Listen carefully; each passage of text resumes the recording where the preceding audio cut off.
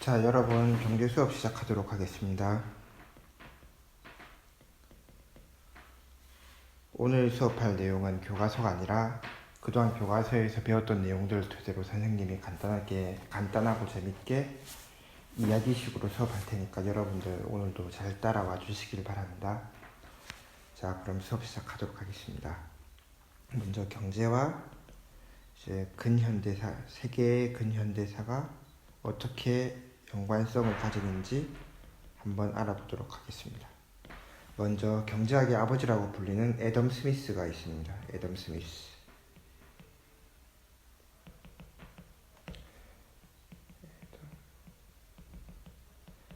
여러분, 이 애덤 스미스는 어떤 분이셨을까요? 먼저 이제 여러분들 한번 단어들을 쭉 나열해 보겠습니다. 국부론. 국부론은 애덤 스미스가 쓴 책 이름입니다. 국부론. 그 다음에 이 책 안에서 주장한 내용이 야경 국가론. 그 다음에 자유방임주의. 자, 여러분, 이 단어 일단 국부론은 책 이름이고, 이 국부론의 뜻은 쉽게 말해서 국가의 부를 증진시키기 위한 책, 그런 내용들을 담은 책입니다. 이게 국부론이고, 야경 국가론은 이 야경이 그 높은 곳에서 이 전망 바라볼 때 그 밤의 경치, 그 야경을 말하는 게 아니라 이제 밤야자를 써가지고 국가를 어둡게 놔두면 된다, 약간 이런 맥락이고, 자유방임주의, 즉 국가에 어둡다, 손대지 않는다, 약간 그런 맥락이죠.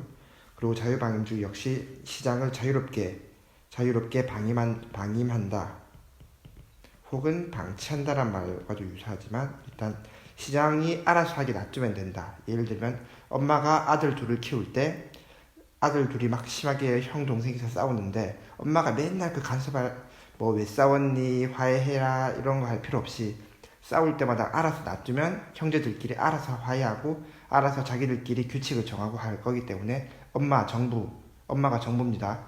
굳이 참관할 필요 없다. 여기서 시장은 엄마가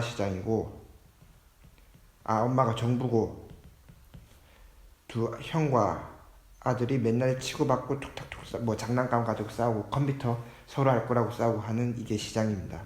얘네들이 맨날 싸우고 찢고 뽑고 할 때마다 얘네들이 간섭할 필요 없이 알아서 놔두면 얘네들이 규칙을 정하고 뭐 시장 가격 등을 정하고 알아서 순조롭게 잘 클 것이다. 즉 엄마가 방치를 해줘야 된다. 정부가 방임을 해야 된다. 이런 맥락입니다.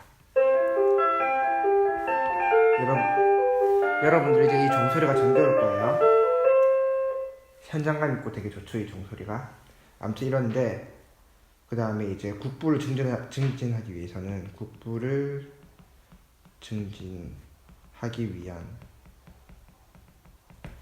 그리고 이제 그 야경국가라는 또 보이지 않는 손인데, 보이지 않는 손 저번에 설명했던 것 같은데, 이거 보이지 않는 손, 쉽게 말해서 이제 형과 아들, 이게 뭐 수요자와 공급자라고 쳐봅시다. 이런 식으로 계속 싸우고 거래를 흥정하고 하는데, 이렇게 보이지 않는 손이 등장해가지고 가격을 조정해주고, 이렇게 보이지 않는 손이 가격을 막 조정해줍니다. 이렇게 방임을 해도 되는 이유는 이렇게 보이지 않는 손이 시장을 이제 가격을 조정해주고 이제 적당히 순환이 되게 조정을 해주는 이 보이지 않는 손이 시장에는 있다. 그런 의미에서 보이지 않는 손을, 즉 애덤 스미스의 주장을 정리하자면은 책 국부론을 썼는데, 책 국부론에서는 야경 국가론을 주장했고, 이 야경 국가론에서는 이 시장에는 보이지 않는 손이 있기 때문에 정부는 자유방임주의를 채택해서 국가를 운영해도 충분히 문제가 없다. 오히려 그게 국가의 부를 증진시키는 일이다. 입니다. 이해됐습니까? 그리고 또 하나 말씀드릴 것이, 이 국부론에 나오는 구조 중에 하나인데 이제 당신들이 이 저녁 식사로 빵을 먹을 수 있게 된 이유는 빵집 주인의 이타심이 아니라 이기심 때문에 당신들이 빵집 주인에게 빵을 사서 먹을 수 있다, 이런 이야기를 하고 있는데, 이 말이 뭐냐면 이 이기심이란 게 정말 지밖에 모르고 진짜 악독하고 나쁘다는 그런 이기심이 아니라, 즉 사적인 부를 축적하려는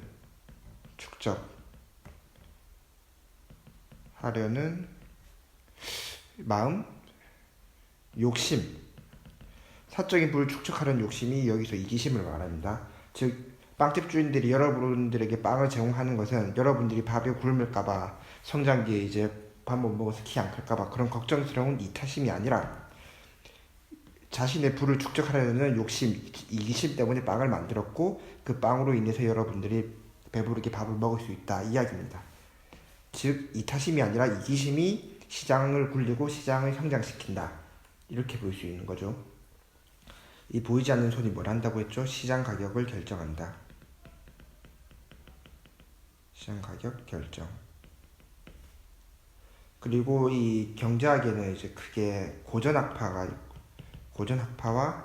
약간 좀 진보적인 케인즈 학파가 있는데, 이 애덤 스미스의 가르침을 계승한 게 이 고전 학파가 되겠습니다.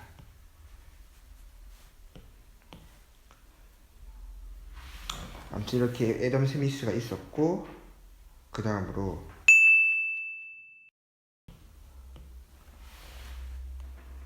존 밥 세이,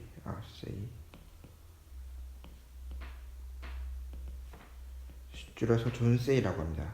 이 존 세이라는 경제학자가 그 다음으로 또 등장을 하는데, 그 전에 아무튼 여기서는 이제 자유방임주의였죠. 자유방임주의에서 그 다음 여러분 뭘로 넘어가죠? 이때 생긴 게 바로 산업혁명이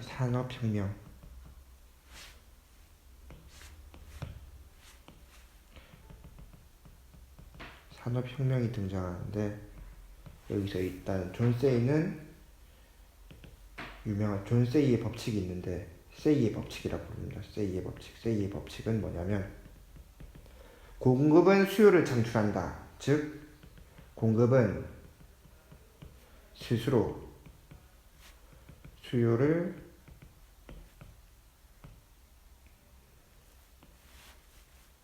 창출하고 만들면 어떻게든 팔린다, 이 얘기입니다. 즉 공장에서 막 그 100개, 200개, 300개, 예를 들어 내가 500개 만들 능력이 있지만 100개만 사람들이 300개를 필요로 하니까, 즉 500개를 만들 능력이 있는데 사람들은 300개를 필요로 한다. 그럼 300개만 만든다. 이게 아니라 너네 500개 만들 수 있는데 왜 300개밖에 안 만드냐, 왜 200 정도는 놀리냐, 아깝다. 500 만들 수 있으면 500 다 만들어라. 지금 300이 필요해서 300만 가져가더라도 200을 저장해 놓고 있으면 다음에 언젠간 또 팔리고 아니면 다른 나라 팔면 되고 하니까, 있는 힘껏 할 수 있는 만큼 계속 무조건 만들고 찍어내라, 이겁니다. 이게 세이의 법칙. 왜냐면 만들면 어떻게든 팔리기 때문에 많이 만드는 게 무조건 좋은 거다, 이런 맥락입니다. 근데 예전에는 이제 농경 시대에는 많이 만들고 싶어도 소랑 곡괭이랑 사람밖에 없는데 많이 만들 수가 없었는데, 농경사회 그 다음 뭐 왔죠? 바로 산업혁명이 등장했습니다. 산업혁명이 쉽게 말해서, 이때는 물건을 사람이 만들었는데 이때는 물건을 기계가 만들고, 이 기계를 사람이 만들면 되는 겁니다. 즉 사람은 물건을 10개만 만들 수 있는데, 그런데 이 기계도 역시 물건에 해당되죠. 그럼 사람은 똑같이 기계를 10개를 만드는데 이 기계는 물건을 100개 만들 수 있다. 그러면 10개 기계가 100개씩 만들면 1000개를 만들 수 있는 거죠. 이때는 10개 만들던 게 갑자기 1000개씩 확 많이 만들 수 있게 됐습니다. 근데 하필 또 존 세이가 많이 만들어라고 막 경계를 하죠. 그럼 사람들은 계속 미친 듯이 물건을 만들어냅니다. 사투리가 나올 뻔했네요.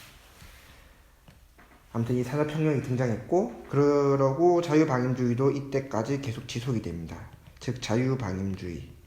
시장을 자유롭게 방목하면서 물건을 계속 막 찍어냅니다. 많이 팔리겠지. 계속 그냥 그런 생각으로. 그러면 어떻게 됐을까요? 바로 공급 과잉이 일어나죠. 공급 과잉이 발생하는데, 그러면 어떻게 될까? 분명히 팔린다고 했는데 물건을 만들었는데 팔 곳이 사라집니다. 팔 곳이 사라지면 어떻게 될까요? 예를 들어 그때 산업혁명의 중심 영국에서 막 물건을 만들었는데 이제 이거 유럽입니다. EU. 여기서 물건 막 만들어서 팔아야 되는데 여기서는 이제 더 이상 팔 데가 없어. 생산할 곳은 많은데 팔 곳이 없어. 그러면 이제 점점 다른 나라에 팔아야 되는데 다른 나라에서 안 사 하죠. 굳이 왜? 우리 필요 없는데? 우리 알아서 잘 사는데 안 사. 말 안 듣네. 사게 해야 되겠다. 바로 식민지로 만들어 버립니다. 그러면 안 사고 싶어도 살 수밖에 없죠. 그래서 그러면 뭐가 등장할까요? 이때부터 바로 제국주의가 등장합니다. 제국주의. 여러분이 제국주의의 뜻을 정확하게 아시나요? 정확하게 몰라도 되지만 그 의미 정도는 통해야 될 것 같은데, 자, 국가와 제국의 차이점이 뭘까요? 쉽게 말해서 국가는 하나의 그냥 나라를 말하는 거고, 제국은 여러 나라들을 약간 데리고 있는 약간 이런 느낌? 좀 거대한 느낌? 이런 식으로, 물론 이거 정확한 사전적 의미가 아니라 이해를 돕기 위해서 선생님이 쉽게 말을 해주는 겁니다. 아무튼 이 제국, 그래서 영국도 거대한 제국을 만들었죠. 일단 여러분 이제 그 세계 패권의 역사에 대해서 알아보면 지금 세계 1등 나라 어디죠? 미국. 그 전에 어디였죠? 바로 영국이었습니다. 그때 영국은 전 세계에 식민지를 가장 많이 줘서 그 식민지가 다 자기 땅이었으면 전 세계에서 아마 중국이 러시아 시베리아가 있어서 아무튼 면적이 아니라 정말 그 국가의 힘으로만 생각을 했을 땐 영국을 따라올 나라가 없었습니다. 그때는. 근데 영국이 1차 세계대전, 2차 세계대전을 겪으면서 꼬꾸라지고 그때 미국이 급부상하면서 지금의 자리를 차지한 거죠. 아무튼 이 제국주의가 탄생하게 됩니다. 식민지를 만들면서. 식민지를 왜 만들었다고 했죠? 물건을 만들었는데 팔 데가 없어서 일단 팔기 위해서 식민지를 만들었습니다. 제국주의가 탄생하고, 그 다음에 영국의 최대 식민지 어디죠? 제국주의의 대표격인 나라가 영국이니까 영국의 최대 식민지는 어디죠? 무슨 땡땡땡 무역회사라는 거 안 들어봤어요? 캐리비안 해자기도 나오고 막 많이 나오는데,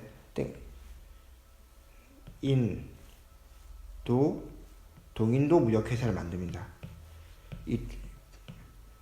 인도가 식민지였는데, 이때 케인즈라는 사람이 영국에서 그 당시 관료, 우리나라 지금으로 치면 공무원으로 일을 했었는데, 그때 영국에 우리나라 병무청, 행정청, 검찰청처럼 이런 무슨 청 기관들이 있었는데, 그때 영국에는 인도청이라는 기관이 있었습니다. 인도청이라는 기관이 있었고, 이게 뭘 하는 곳이냐? 말 그대로 병무청은 뭘 하는 거죠? 병무 행정을 담당하는 곳이고, 그 다음에 검찰청은 말 그대로 검찰 업무를 담당하는 곳이고, 인도청은 인도 식민지를 담당하는 곳입니다. 그게 하나의 국가 기관이었습니다. 이게 여기에 그 유명한 경제학자 케인즈가 여기서 직원이었습니다. 그 당시 직원. 나중에 나옵니다. 나중에 퇴사를 한단 말입니다. 케인즈가 직원이었는데, 이때 인도에 뭐가 있죠? 코끼리가 있는데, 코끼리 몇 마리더라 그때? 12마리 정도 됐던 것 같은데, 이 12마리를 영국으로 운송하는 대대적인 작업을 하는데, 이게 그 당시 비행기가 약간 전투기 같은 건 있었지만 뭔가 물건을 운반하는 화물 운반용 비행기는 없었을 거니까 이걸 배로 갖고 왔다고 알고 있는데 정말 힘들었습니다. 이게 엄청난 대대적인 작업이었어서 이거를 케인즈가 성공시키면서 유명해졌죠. 영국 내에서. 아무튼 케인즈는 좀 이따 다시 등장할 건데, 아무튼 그랬고, 근데 또 여기서 마르크스도 나옵니다. 여러분, 마르크스는 한 번쯤 다 들어보셨죠? 이때 공급 과잉 때, 공급 과잉이 되면은 이제 물건은 이제 창고에 재고는 많은데 안 팔리니까 어떻게 되죠? 이윤이 감소하죠. 이윤이 감소하는데, 이윤이 감소하면 이 생산의 주체들, 생산에 기여했던 자본가, 사장님, 그리고 노동자, 직원들, 여러 명들, 이 사람들이 이 이윤을 먹고 사는데 이윤이 감소하니까 둘 다 이제 돈을 많이 못 벌겠죠. 근데 자본가가 여기 생산 수단을 가지고 있는 주인이잖아. 근데 이 자본가는 이윤이 떨어졌는데 그러면 그래도 나는 원래 원래 받던 월급 수익을 그대로 가져가고 싶어. 그래서 원래는 이제 한 500의 이윤이 나와서 얘 300, 얘 200 이렇게 줬다면 수익이 400으로 내려갔습니다. 400으로 내려가는데, 근데 그런 이제 형평성에 맞게는 딱 정확하게 조금씩 50, 50을 떼가야 되는데, 아까워, 싫어. 난 300 계속 받고 싶어, 이거. 그러면 노동자 100 받아라. 더 이윤이 안 좋아져. 그래도 난 300 고집하고 싶어. 노동자 50 받아라. 이런 식으로 노동자가 점점 대우가 나빠집니다. 그래서 이때 자본가들이 노동자를 착취하기 시작합니다. 착취하기 시작하면서 이제 노동자들이 힘들어합니다. 그럼 이때 노동자들을 해방해야 된다. 노동자들의 힘을 키워야 된다. 노동자가 세상의 주인이 돼야 된다. 이런 식으로 노동자의 편에 서서 싸웠던 사람이 누구죠? 바로 마르크스입니다. 마르크스. 자, 그 다음엔 그 유명한 케인즈에 대해서 알아보도록 하겠습니다.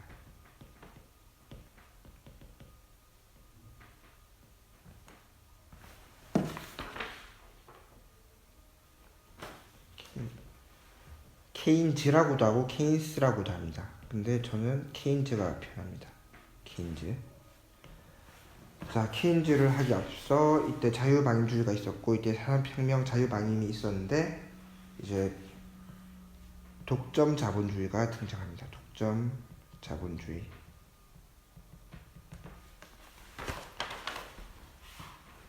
독점 자본주의가 등장하는데, 이때 독점 자본주의가 뭐냐? 즉, 독점 자본이 뭘 하죠?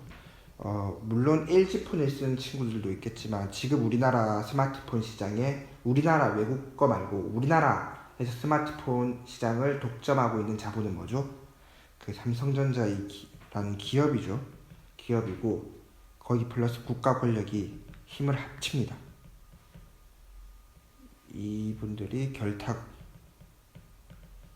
해서 제국주의가 이때 탄생을 한 거고, 이때 가장 전성기를 맞이한 극성화됩니다. 전 세계 이제 사람들이 이제 지금으로 치면 이제 삼성전자의 힘과 우리나라 국방부가 전 세계의 식민지를 차지하려고 항공모함과 배 뭐 이런 걸 다 이끌고, 뭐 우리보다 좀 힘이 약한 나라들 다 쳐들어가서, 일단 군대들이 쳐들어가서 그 나라의 병 다 때려 부수고, 그 다음 그 나라의 독점 자본이 들어가서 이제 그 사람들한테 쌀도 팔고 소금 팔고 김치 팔고 뭐 닌텐도도 팔고 막 팝니다. 그렇게 해버리면 이제 그 사람, 자, 이렇게 좀 더 설명을 많이 해야 되겠다. 야, 힘이 센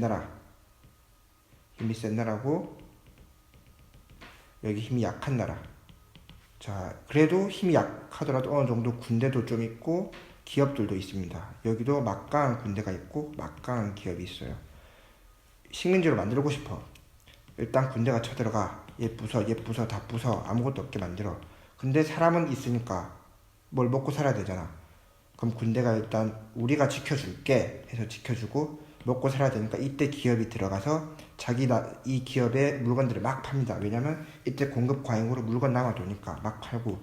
근데 이 나라의 기업들은 다 부숴서 없으니까 계속 이 기업의 물건을 받아먹을 수밖에 없죠. 그럼 기업은 아주 훌륭한 단골 손님을 하나 만든 거죠. 우리 없이는 살 수 없는 사람을 만들어 버렸어. 이런 걸 여러 나라가 계속 만드는 거야. 약간 거의 부루마블 하듯이 땅 따먹기 시대가 됐었죠. 그게 바로 제국주의가 극성화되고 독점 자본주의가 등장한 시대입니다. 그래서 제국주의가 계속 커지다가 결국 뭐가 발생했죠? 전쟁이 발생했는데 바로 1차 세계대전은 제국주의의 충돌이라고 볼 수 있습니다. 물론 이 정말 간단하게 얘기를 하자면 물론 여러분 1차 세계대전에 대한 책만 모으면 작은 도서관을 하나 만들 수 있을 정도로 이렇게 딱 몇 마디로 단정하기 힘든 엄청 큰 사건이지만 지금 경제학 측면에서만 본다면 이 1차 세계대전은 이 제국주의의 나라들이 서로 많은 땅을 서로 많은 국가들을 자기 식민지로 차지하려고 일으킨 전쟁입니다. 근데 그럼 식민지를 왜 만들려고 했을까? 공급 과잉으로 인해서 물건 팔아야 되니까. 물건 팔아서 이윤 계속 많이 남겨서 좀 더 부자가 되기 위해서, 즉 그 1차 세계대전은 제국주의를 통해서 좀 더 부자가 되기 위한 전쟁이었다고 해도 틀린 말은 아닙니다. 이 단어가 모든 걸 설명해 줄 수는 없겠지만. 그럼 2차 세계대전 뭐였죠? 2차 세계대전은 전체주의, 이탈리아, 독일, 일본 이런 전체주의 국가 대 그럼 반대편은 뭐죠? 미국, 영국 쪽의 자유주의의 충돌. 즉 이때는 부를 위해서 싸웠다면 이때는 사상 때문에 싸운 거죠. 그 사상으로 인해서 우리나라도 아직 분단이 되어 있고. 이제 케인즈 얘기를 돌아가서 이제 케인즈가 이때 영국의 관료라고 했었죠. 영국 인도청 관료였는데 이때 세계대전이 끝나고 베르사유 조약을 체결하러 갑니다. 이 케인즈라는 선생님의 일대기를 간단히 언급해드리면 베르사유 조약 때 이제 영국 쪽에서 이제 영국이 이겼으니까 영국이 승리자니까 이 베르사유 조약이 먼저 뭐냐면 세계전쟁을 치르고 독일이 패망했잖아요. 독일이 망하고 그러면 여러분 진 사람이 그러니까 둘이서 싸웠는데 이긴 사람이 손해를 배상해줄까? 진 사람이 손해를 배상해줄까? 진 사람이니까 야 심지어 얘가 전쟁을 먼저 일으켰잖아.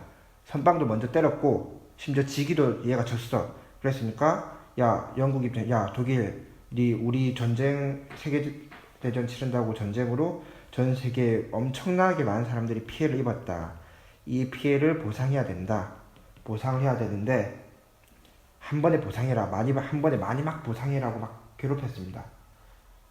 근데 이제 막 그렇게 하니까 베르사유 조약 이게 그렇게 막 전쟁을 치르고 난 피해를 복구하기 위한 이 배상금을 독일 이런 그 전범 국가들한테 돈 내놔라 이렇게 하는 자리가 베르사유 조약이었는데 그때 영국 쪽에 케인즈가 있었습니다.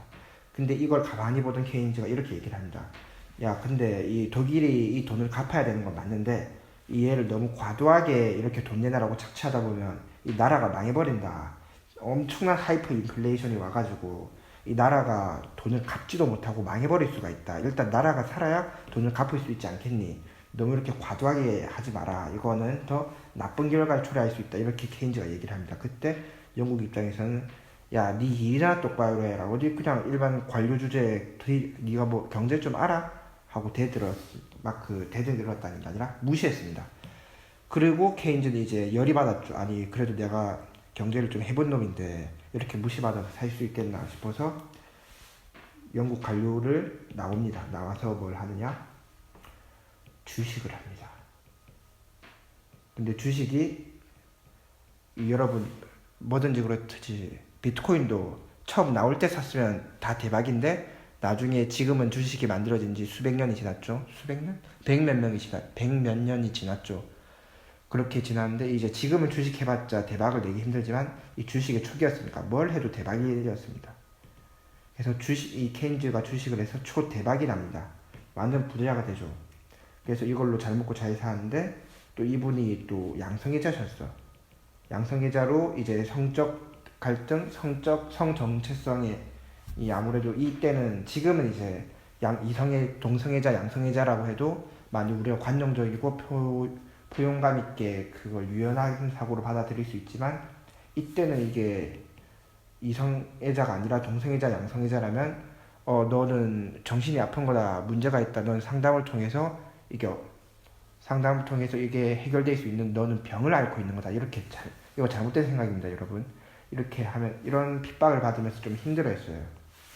그러다가 이제 러시아에, 여러분 볼쇼이 발레단이라고 알아요? 볼쇼이 발레단의 발레리나랑 눈이 맞아버립니다. 결혼을 했죠.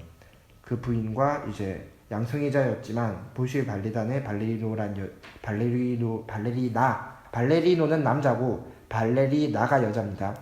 발레리나를 만나가지고 이제 사랑에 빠져서 결혼하고 평생 이제 애처가로 부인을 아끼면서 죽는 그 순간에도 이 부인의 무릎을 베고 죽었다는 얘기가 있을 정도로 이 부인이 주식 대박 나고 사랑하다가 돌아가셨죠.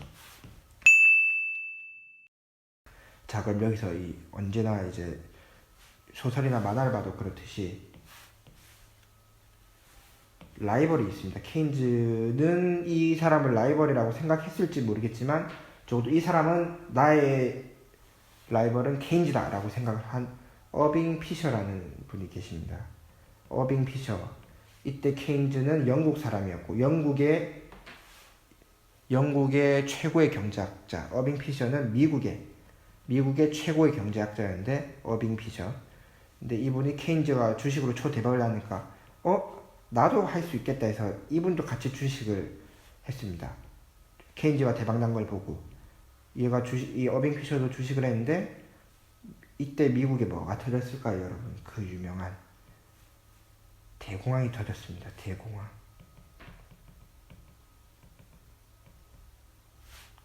대공황이 터지면 어떻게 되죠?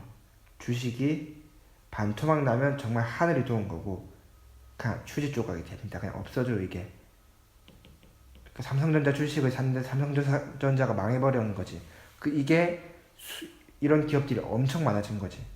이런 걸 대공황이라고 보시면 되겠습니다. 그래서 오빙 피셔가 이 케인즈 초대박 나서 따라 주식했다가 대공황 터져서 쫄딱 망하고, 그래서 돈이 없는 거야. 이 어빙 피셔가 아마 그 예일대 교수였을 거거든요. 예일대 교수였는데 이 명색이 미국 최고의 경제학자에다가 예일대 교수인데 주식 하다 망해가지고 당장 살 집도 없어.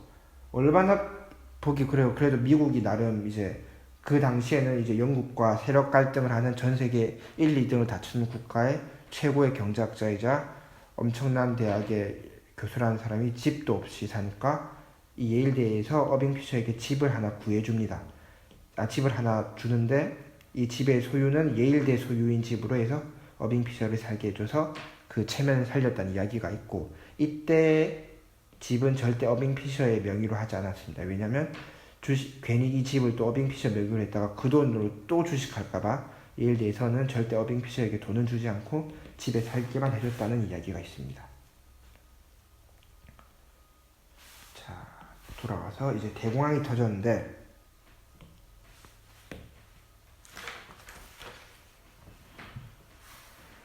이 전까지는 이제 독점 자본주의 이전까지는 자유시장 경제를 유지하다가 이 자유시장 경제, 이 보이지 않는 얘 말만 듣고 막 자유롭게 방임시키고 자유경제 맡겼다가 대공황이 터져버렸잖아. 아이고 안 되겠다. 이 자유시장의 문제점을 한계를 발견했구나. 여기서 이제 우리가 배웠던 계획경제체제가 등장합니다. 그거를 수정자본주의라고 부릅니다. 수정자본주의.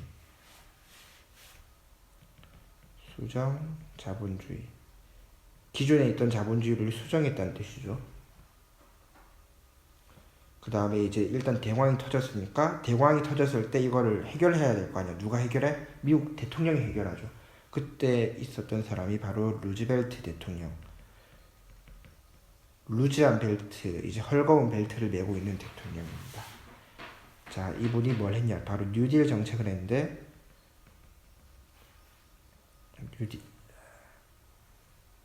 뉴딜 정책을 실시했고, 이때 이제 후버댐, 이제 미국의 엄청 큰 건축물들 있잖아요. 자유의 여신상이라던가, 물론 그건 이때 만든 게 아니라 이제 다른 나라에서 선물로 만들어 준 거긴 하지만 아무튼 그런 식으로 미국의 엄청 큰 후버 댐처럼 큰 건축물 이제 여러분 아파트 짓는 것만 봐도 그 인부들이 얼마나 많이 필요한지 아시죠?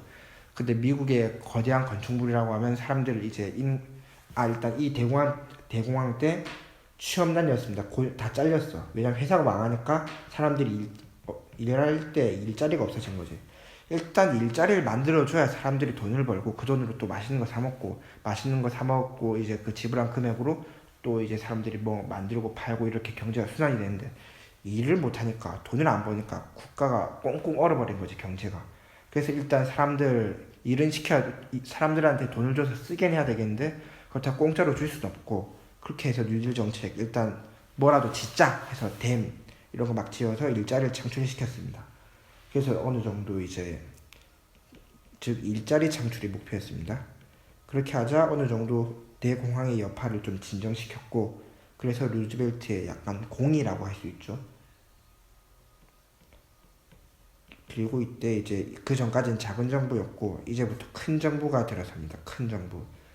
작다 크다는 정말 그 규모를 말하는 게 아니라 시장에 작게 개입하느냐 시장에 크게 개입하느냐 이런 겁니다. 이때는 일자리를 국가가 신경 쓰지 않았습니다. 이때는 왜냐면 보이지 않는 손이 알아서 일자리를 만들어 줄 것이다 였는데 못 만들어 주니까 결국 이게 터졌으니까 일자리 창출은 국가가 좀 도와주자 한 거고 근데 이게 또 언제나 정답은 아니죠. 이게 일로 갑시다. 바로 스태그플레이 1960년대 정도였을 건데 이때 스태그플레이션이 등장합니다. 스태그플레이션. 플레이스테이션이랑 헷갈리시면 안 됩니다, 여러분. 스태그플레이션이 뭐냐면 이제 보통은 이제 물가가 이거 교과서 뒷부분에 있어서 아마 기말고사 때 배울 거긴 한데 미리 가르쳐 드리겠습니다. 물가가 오르면은 경기가 올라갑니다. 물가가 내려가면은 경기가 내려가요. 근데 이때 이 스태그플레이션은 물가는 올라가는데 경기는 내려간다는 얘기입니다. 즉 물가가 올라간다는 게 여러분 안 좋게 생각하실 수 있는데 마냥 안 좋은 건 아닌 게 물가가 뭐죠? 물가에 가지 마라 그런 게 아니라 물건의 가격을 물가라고 하죠. 예를 들어 여러분 이 빅맥으로 생각을 해봅시다. 이 빅맥이 우리나라에서는 5,000원인데 미국에선 하나로 뭐 한 7,000원이라고 생각해 봅시다. 왜 그럴까요, 여러분? 왜 다르죠? 들어가는 거 똑같은데 물론 여러 가지 요소가 있겠지만 이제 단순하게 얘기를 하자면 한국보다 미국이 잘 사니까 한국의 경기보다 미국의 경기가 더 좋으니까 즉 물가가 높은 이유는 얘네의 경기가 더 좋으니까 이 물가가 낮은 이유는 얘네 경기 안 좋으니까 이게 정상인데 이 스태그플레이션은 물가는 오르는데 경기는 낮아지는 것. 즉 물가가 큰 빅맥은 7,000원인데 경기가 낮아진다. 즉 우리나라 경기가 안 좋은데 빅맥이 5,000원이 아니라 7,000원, 뭐 9,000원, 만원 이렇게 돼버린다는 겁니다. 그러면 누가 힘들겠어요, 여러분? 사람들이 제일 힘들죠. 이 국민들, 소비자들, 이제 가게 이런 사람들이 제일 물론 기업도 정부도 다 힘들지만 힘드니까 이제 스태그플레이션이 와서 분명 이때 또 난관에 봉착을 합니다. 분명히 자유시장 경제 체제가 잘 안 돼서 이제 계획경제 체제를 어느 정도 도입해서 수정 자본주의를 만들었는데 그래도 또 실패를 하네. 어떻게 해야 되지 하고 이제 고민이 생깁니다. 이때 그 다음으로 또 등장한 게 어디 쓰지? 밑에 쓰겠습니다. 신자유주의가 등장합니다. 물론 이때도 계속 이제 시장경제 체제와 어느 정도의 계획경제 체제, 경제 체제를 이렇게 도입을 한 건데 이때 이제 등장한 게 그 마거릿 대처라고 영국의 수상이었는데 이분이 대처리즘을 발표합니다. 대처리즘. 이게 공기업을 민영화 시켜야 된다. 여러분 공기업이 뭐죠? 공기업? 공공기관도 아니고 기업도 아니고 그 중간 단계 공기업. 국가에서 운영하는 기업. 분명 기업은 개인이 운영을 하는 건데 국가에서 기업을 운영한다. 이런 게 공기업입니다. 대표적으로 뭐 있죠? 한국수자원관리공사, 수자원. 우리나라 물을 관리하는 곳. 한국전력, 한전, 우리나라 전기를 관련하는 것, 물과 전기 이런 식으로 만약에 이런 거를 국가에서 관리를 안 하고 일반 기업 또 삼성전자로 하겠습니다. 삼성전자에서 전기를 관리한다. 전기를 살려면 삼성전자에 돈을 내야 된다. 여러분 전기 살 수 있어요, 없어요? 그게 아니라 여러분 전기 없이 살 수 있어요, 없어요? 살 수 없죠? 전기와 물 없이는 물론 전기 없으면 불편하긴 하겠지만 그래도 정상적인 생활을 못하니까 스마트폰 충전도 못하고 그래서 이렇게 없으면 생활이 안 되는데 이거를 기업에게 맡겼다가는 그러다가 갑자기 기업에서 스마트폰 한 번 충전하는데 1,000만원 잃어버립니다. 근데 전기는 얘만 가지고 있어. 그러면 1,000만원 울먹겨자먹기로 줄 수밖에 없겠죠. 이런 걸 방지하고자 국가에서 관리를 했는데 근데 국가에서 관리하니까 얘네들이 너무 태만해지는 지금 이분들 말하는 게 아니라 영국 얘기하는 걸 지금 영국 이야기입니다. 영국에 있는 전기공사, 수자원공사 우리나라에 여기 일하시는 분들은 아주 훌륭하시고 유능하신 분들이라서 절대 태만하고 게으르지 않습니다. 아무튼 이 영국의 공기업이 좀 태만하고 게으르고 일을 안 하니까 이걸 그냥 아예 좀 민영화를 시켜요. 이 민영화가 사람 이름이 아니라 민간인들이 운영할 수 있게 팔아야 되겠다. 이 한국전력 팝니다 해서 삼성전자가 사거나 그런 식으로. 이게 바로 대처리즘이고 이 공기업 민영화는 지금도 우리 인천공항을 원래 국가가 관리하는 건데 민영화 시켜야 된다 이런 얘기가 있는 것처럼 지금도 계속 이런 얘기가 오고 가고 있습니다. 즉 아직도 우린 신자유주의를 겪고 있는 거죠. 아무튼 그렇고 또 이때 신자유주의의 또 다른 나라 미국에는 로널드 레이건이라는 사람이 있습니다. 사람이 아니라 대통령이었죠. 이분은 영화배우 이분의 인생은 굉장히 낭만적인데 처음에 집시 약간 떠돌이 약간 방랑자 이런 생활을 하다가 영화배우를 합니다. 영화배우를 하다가 정치권에 발을 담그면서 결국 대통령까지 했죠. 번외로 버락 오바마 아시죠? 미국 최초의 흑인 대통령. 이분은 오바마 사회복지사 하다가 대통령이 됐는데 그래서 사회복지사 하다 대통령 우리나라에서 사회복지사 하면 되게 이제 주로 선생님 가족 중에도 사회복지사가 있는데 뭐라고 해야 되지? 되게 약간 친절하고 상냥하고 그런 느낌인데 미국에서 사회복지사는 의사만큼 어쩌면 의사보다 더 힘이 센 직업입니다. 그래서 이 사회적 지위가 우리나라 사회복지사보다 미국의 사회복지사가 사회적 신분 지위가 훨씬 더 알아주고 높다는 뜻입니다. 아무튼 버락 오바마는 사회복지사 출신. 미국의 대통령들을 보면 지금 트럼프 대통령은 거대한 기업을 운영하는 기업의 총수였죠. 이런 식으로 우리나라 정치가들 보면 이제 거의 젊을 때부터 주로 검사 출신 이런 식으로 정치만 하다가 대통령이 된 케이스가 많은데 미국은 좀 다른 게 영화배우 기업 운영하고 사회복지사 하고 이런 식으로 다양한 직업군에서 이제 대통령으로 가는 경우가 많습니다. 아무래도 그런 거에 대한 장점은 다양한 직업들을 겪어보니까 그 고충이나 그런 거에 대해서 좀 더 공감을 많이 하겠죠. 뭔가 대통령이 한 번도 이 월급 받고 일해본 적이 한 번도 없는 사람이다. 그럼 아무래도 그렇다고 좋지 못한 대통령이란 건 아니지만 공감하긴 힘들겠죠. 사람들의 고충에게는. 아무튼 그렇고 로널드 레이건이 레이노믹스라는 거를 이 노믹스가 뭐냐면은 이코노믹스 이게 무슨 뜻이죠? 경제학이라는 뜻이죠. 이걸 줄여서 이걸 바꿔서 이걸 레이노믹스라고 부르고 이 장명 방법이 되게 다양합니다. 일본의 아베 있죠. 아베가 한 경제정책은 아베노믹스 우리나라 문재인 대통령이 한 거는 제이노믹스 이런 식으로 대통령이 실시한 경제 정책을 그 대통령 이름을 따서 아베노믹스, 레이거노믹스, 제이노믹스, 레이거노믹스 이렇게 이름 부릅니다. 그 뭔진 몰라도 뭐뭐뭐 노믹스 하면 아 이거 대통령 이름인가? 수상 이름인가? 총리 이름인가? 이렇게 생각하시면 됩니다. 앞으로 다른 걸 책을 보더라도 아무튼 레이거노믹스 그리고 이때 미국의 경제학자 아서 이 래퍼는 그런 사람 아닙니다. 아서 래퍼가 있는데 이 사람이 래퍼 곡선을 이 사람이 어떤 레스토랑 가가지고 이제 친구를 기다리는데 친구가 늦었어요.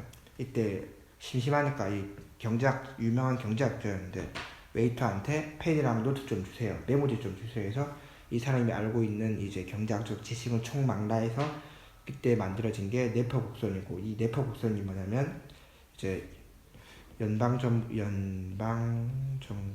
우리나라에서 연방정부라고 하면 틀린 겁니다. 왜냐면 미국은 연방국가이기 때문에 51개인가 2개인가 주가 이 여러 개의 나라가 우리 하나의 국가를 만들자 해서 만든 게 즉 연방국가라서 연방정부라고 한 건 미국을 말하는 겁니다. 우리나라 말하는 게 아니에요.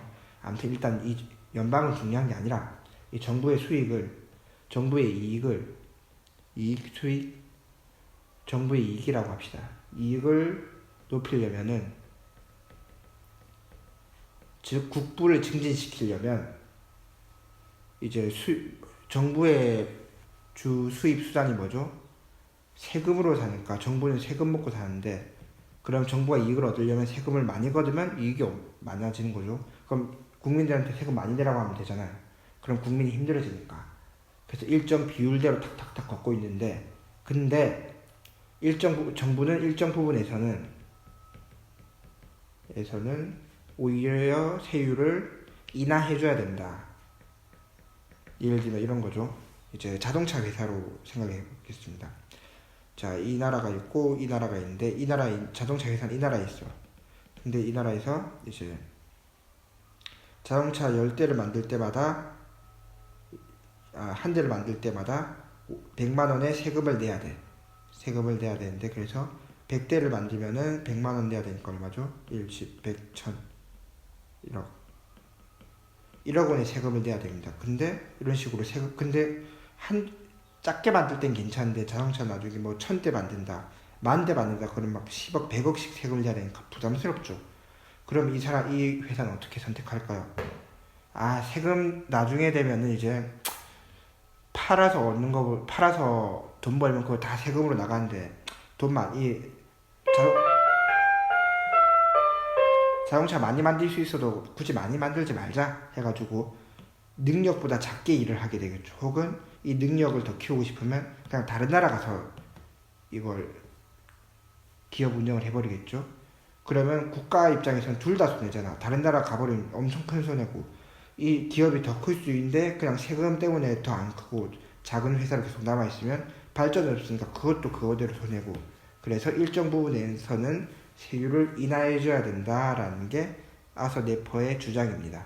이거를 레이건한테 제시를 하니까 도널드 레이건이 맞다 하면서 옛날 생각을 막 떠올립니다.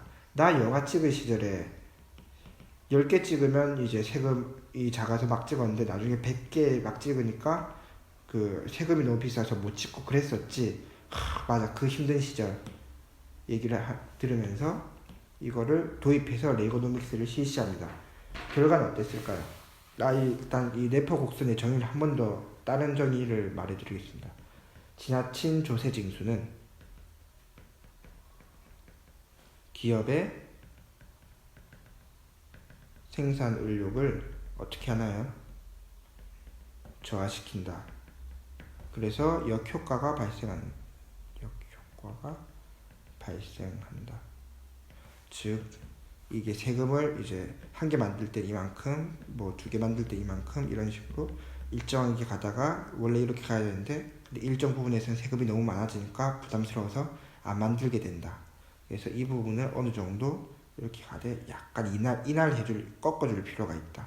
이게 네퍼의 주장입니다. 그래서 레이거노믹스를 실시했는데 결과는 어떻게 됐다?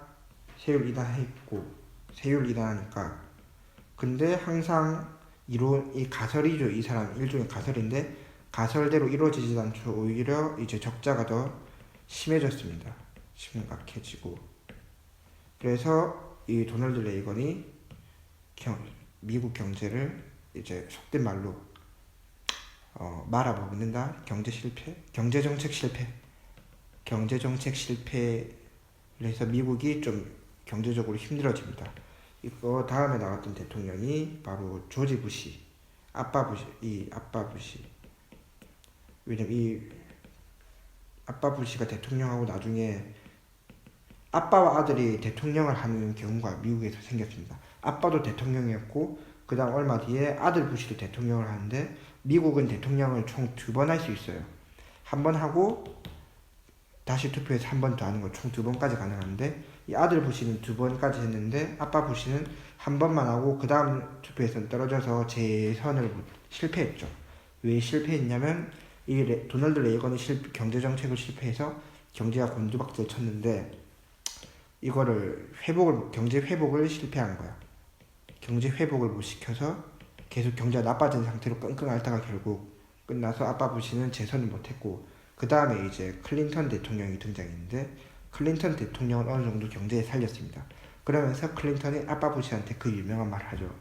It's the economy, stupid. 이렇게 바보야.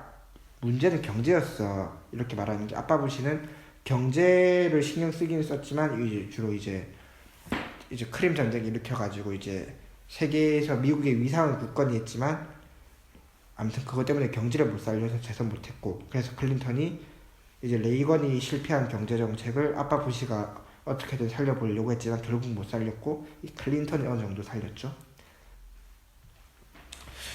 수업 시간이 벌써 이렇게 됐네. 아무튼 여러분 이제 오늘 교과서 안 하고 이제 이렇게 재밌게 이야기하면서 경제사, 세계 역사로 알아보는 약간 경제사 이런 걸 해봤는데 재밌었나요? 이거 그냥 재밌게 들으면서 이런 거 필기한 거 다 따라 써가지고 과제로 제출하시면 됩니다. 그럼 오늘 수업은 여기까지 하도록 하겠습니다. 수고 많으셨습니다.